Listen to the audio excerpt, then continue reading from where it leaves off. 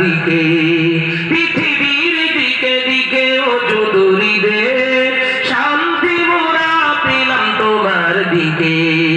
রহমত যে তোমার করুণা বেসমার রহমত যে তোমার করুণা বেসমার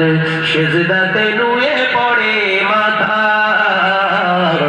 এত ভালোবাসো কেন মালিক আমার জোরে বলবেন না সুবহানাল্লাহ আর একটু জোরে হবে না আমারই কণ্ঠে তুমি তোমারই বাণী দিয়েছো বুকের দেরাজ তুমি তোমারই স্থান দিয়েছো এত ভালোবাসো কেন মালিক আমার কি করে শুকর করি আমি তোমার কি করে শুকর করি আমি তোমার